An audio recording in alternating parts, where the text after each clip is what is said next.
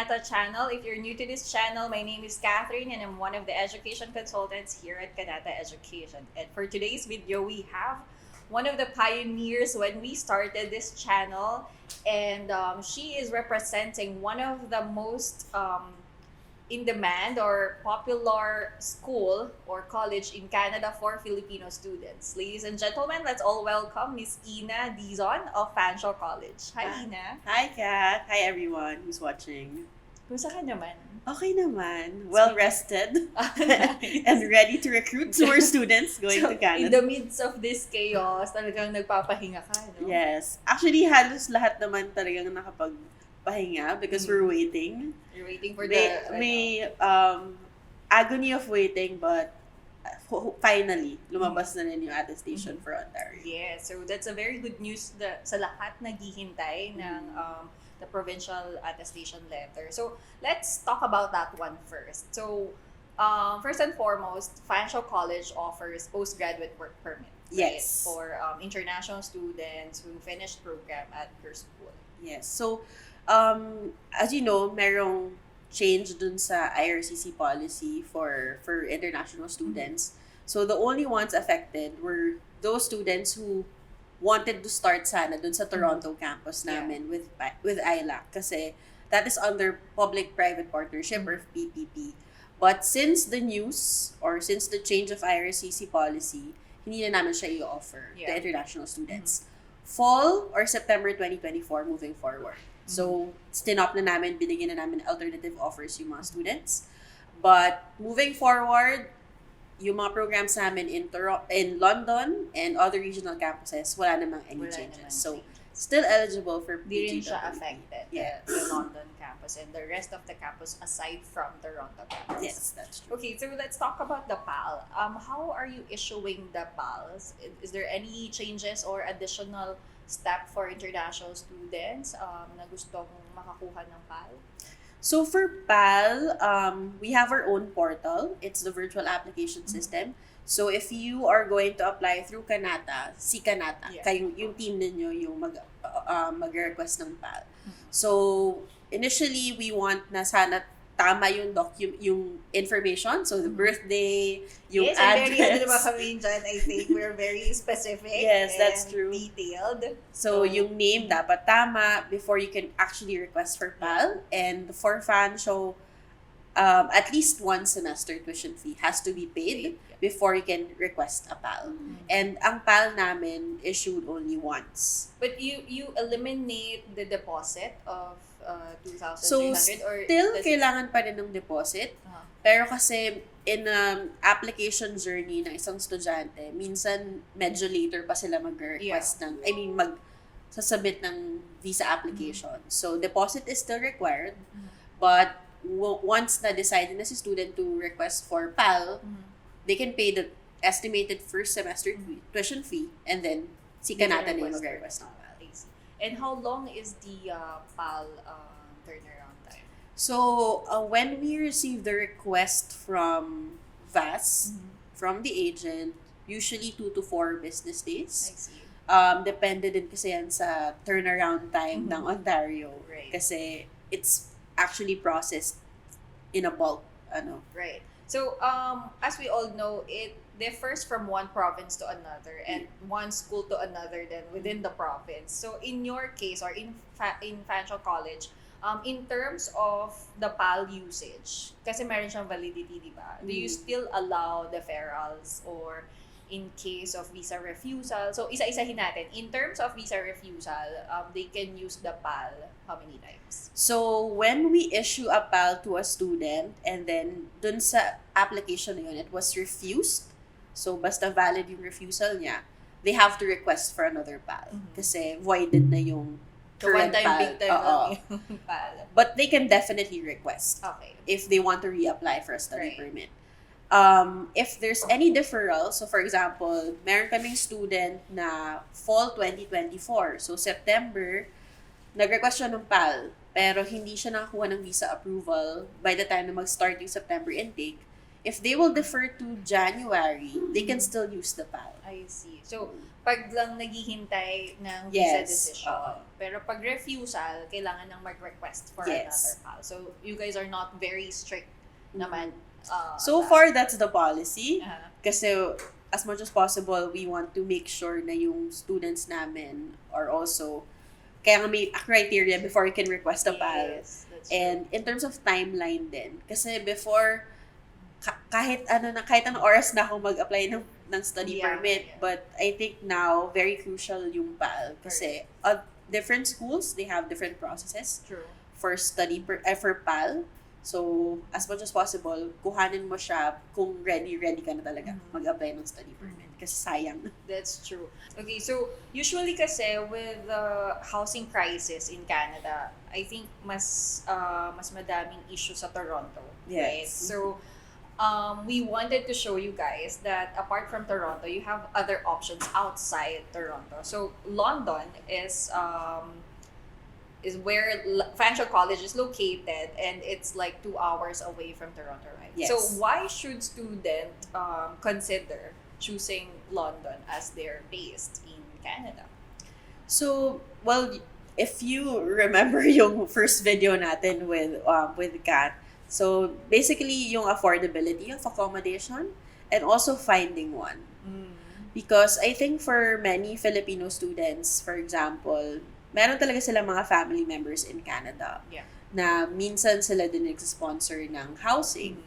But there are also a big part or a big percentage of international students and Filipinos na on their own talaga mag-establish in Canada. So I think that's also the market of Fanshawe, yung mga gusto maging independent.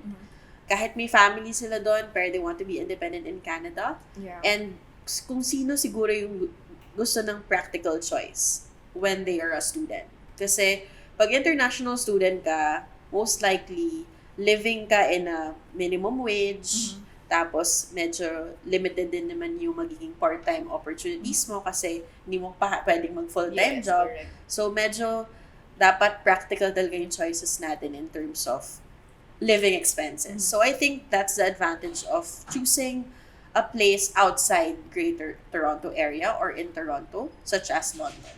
And I think that's also the reason why yung federal government and Ontario government are parang giving Pushing. more advantages if you study, live, and work outside GTA kasi doon nila binibigay yung mga resources din. Doon nila Right. binibigay yung funding. Maraming mga companies then that are opening outside GTA because cost of operations is lower, pero andun yung mga tao din. Yeah. And land as well.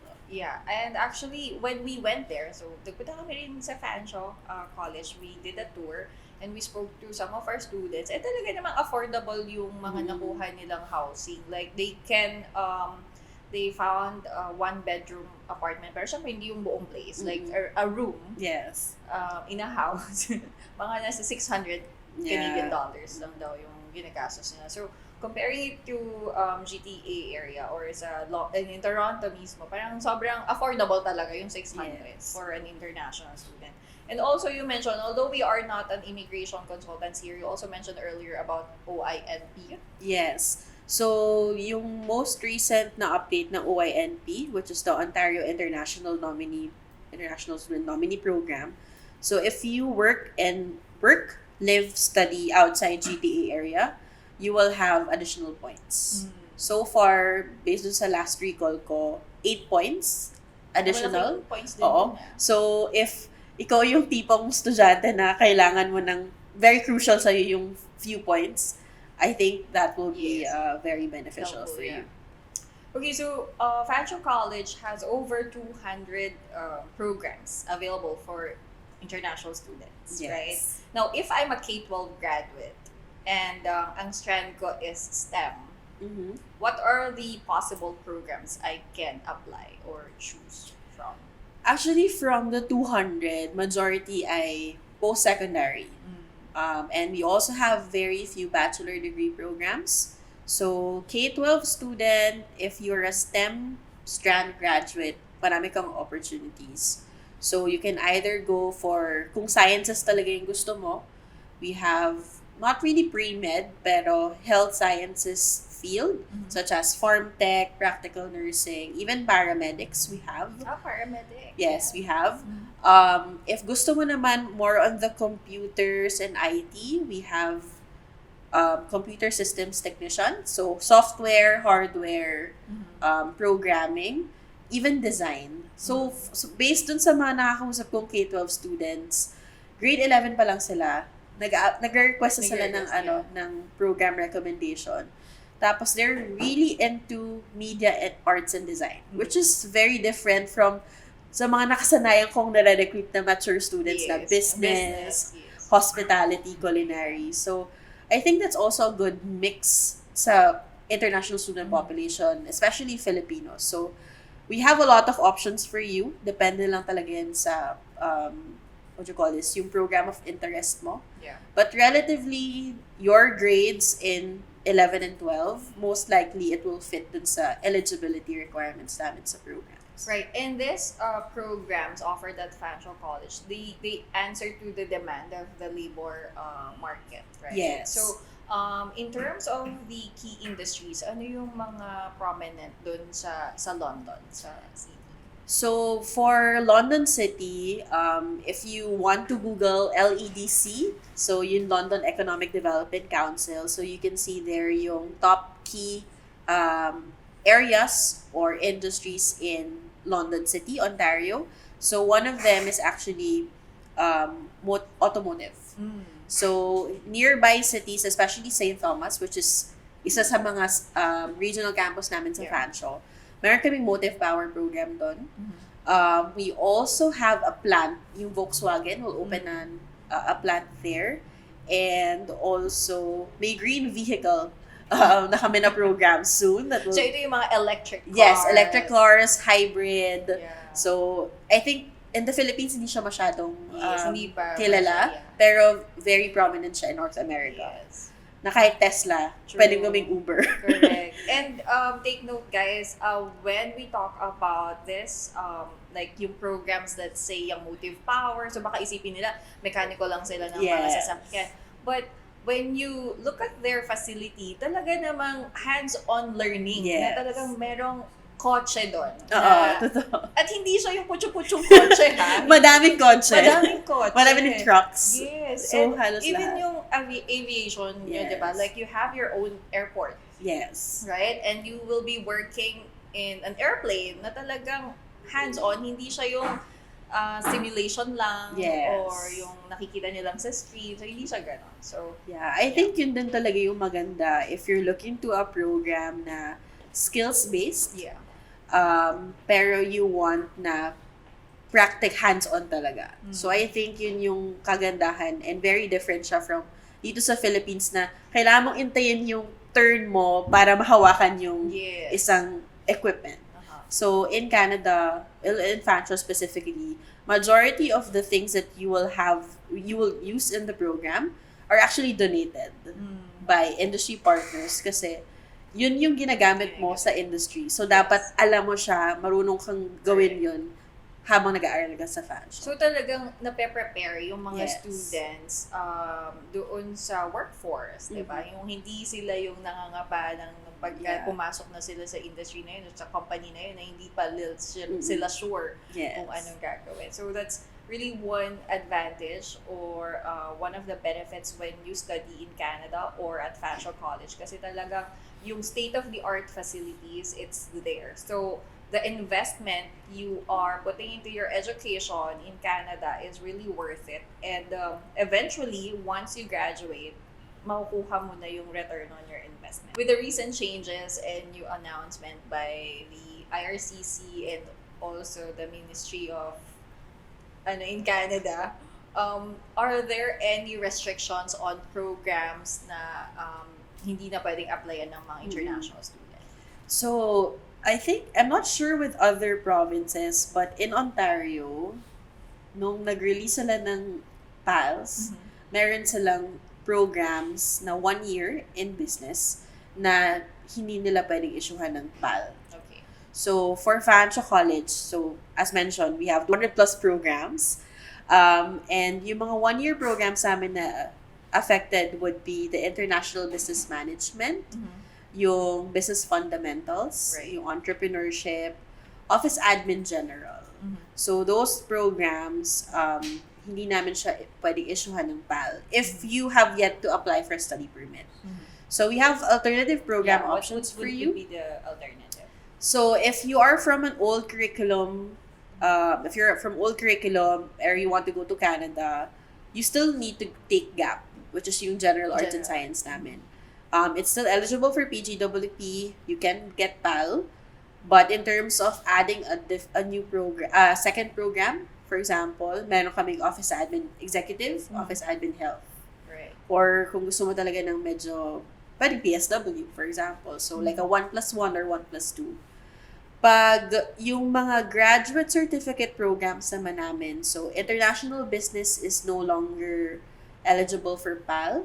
So, you might want to consider yung 2-year na business management program. So, from our end, we actually increased the number of seats dun sa business management and hopefully turning the 1-year programs to 2 years. Kasi pag international student, gusto talaga nila 2 years worth of study. So, postgraduate work permit. Yeah. So for us, I think it's about time for Fanshawe to change. Yes. Na going longer yung mga PG programs para at least mag-fit na rin dun sa bagong criteria ng Ontario government. I see. Any updates in terms of the support, any additional support that you guys are offering to international students? If you guys haven't watched our first video, you can watch here. I'll be linking the video in the description box below. And we can refresh that one as well. So Fanshawe College is known to have what they call a Fanshawe Cares. Yeah. So can you elaborate a little bit about it? Yes. So London is 2 hours away from Toronto Airport. So if you don't have any relatives or friends who can pick you up sa airport pagdating mo, we have Fanshawe Cares. So it's a free arrival service. So it's offered 30 days before the start of class. So you just have to let us know if approved na yung visa and also if you have a flight ticket so that we can book the transportation for you. And then, unfortunately, wala na kaming free na hotel accommodation. Before pandemic kasi mayroong 2 nights free hotel, but now, hindi na. But we can still help you in terms of preferred rates sa mga partner hotels namin in London downtown. So that's Fanshawe Cares. And I think one additional support that we provide to students would be yung digital ambassador platform namin. So it's a platform wherein you can log in. So you just choose among those who are online or kahit offline sila, you can leave them a message. So ito yung mga current students namin na international who volunteered their time to respond to questions ng mga international students. So we have a number of Filipino students there. We also have, I think, si Nico is actually one of the students from Kanata. Yeah. So he started watching vlogs of Kath, tapos attending webinars. He started as a digital ambassador sa Fanshawe. So nag-volunteer siya and then eventually nag-part-time and ngayon may full-time job na siya sa amin sa Fanshawe International. So that can be actually part of your part-time job opportunity na on campus. So yon, if you want to get to know more about the student life, kasi meron kaming mga students doon na may family or single or may anak sila lang ng anak nila nasa Canada. Tapos iba-ibang programs, different nationalities. So you can definitely reach out. So you mentioned about student life. So what students can expect sa student life at Fanshawe College as well as some activities they can do in London? Okay, so for, I think, may mga bago kaming facilities. So for example, we have the Innovation Village. So it's a newly built building in the center of London campus. So it's a maker space wherein students can apply for electives, they can attend activities. Tapos may mga, meron din tong space wherein, for example, you have a business idea. Tapos you want to parang parang incubation period, make the product itself. Tapos you can actually apply and pitch it to industry partners. Oh, wow. Meron ding mga seed funding na available if merong mga promotions yung industry partners, but I think it's also a good parang gateway for students to reach out to potential buyers nila. So that's one. For Filipino students, I think pinakabago yung meron na kaming Filipino club. So, Nice. merong mga Filipino So, sa school mismo. sa school may mismo. Filipino- So, ever since, laging Vietnamese, Yeah. Koreans, Chinese, but finally, meron ng Filipino club. So, humingi sila ng funding from FSU, yung Fanshawe Student Union. Tapos nagre-recruit na sila ng mga Filipino students. So, if you are an incoming Fanshawe student, you can Yeah, and it's actually highly join the club. recommended to join this kind of clubs and, network Yes. and, have a support system, especially kung single ka or bata ka pa, like K-12 graduate. So, you would need all the support you can get from, yes. the community, from the school. So, it's really nice to have this Yes. club. So, for this club, I think we have a Facebook group. Tapos, last Christmas, nagkaroon sila ng parang Christmas Sprinkle, party. na Christmas party. If you're a K-12 graduate or anyone who's going to Fanshawe, meron na kaming Fanshawe Friends. Oh, wow. Yes. So, it's a program wherein we parang plot events. So, pwede kayo for example, kung Halloween, so magpipick kayo ng pumpkin dun sa farm or mag-apple picking Cute. kayo. So, you can join. Parang, I think it's free. Yeah, I believe it's free. And then, you can interact with students. You can bring your spouse, you can bring your kid. So, it's parang every month they have a specific event. You can sign up and then join. So, at least yun. I think networking din talaga yung ano. And it's very big in Canada, yung networking, di ba? Yes. Kasi most of the time, ang naririnig ko sa kanila, nakakakuha sila ng trabaho through their network. Yes, Or sa that's true. friends, nire-recommend sila. Like, they don't need to go through the formal process of applying or recruiting. So, talagang refer lang. So, Yeah. magandang nakikipag-network and then nag-build ka talaga ng friends and mga kakilala sa Canada. Alright, so for Fanshawe College, you guys are now open for winter 2025. Yes. So, right now, we're currently accepting applications for all intakes in 2025. So, January, May, and September. So, if you're looking into that one, message na yung Kanata. Yes, of course. So if you guys are interested to learn more about Fanshawe College, you can always send us an email. I'll also put Miss Inah's email address in the description box below, and you can always book a consultation with us. Just click the link, and also you can send us a message on our Facebook page. Comment down if you have any other questions or if you want us to feature other schools. And thank you so much, guys, for watching. I'll see you next time. Bye. Bye.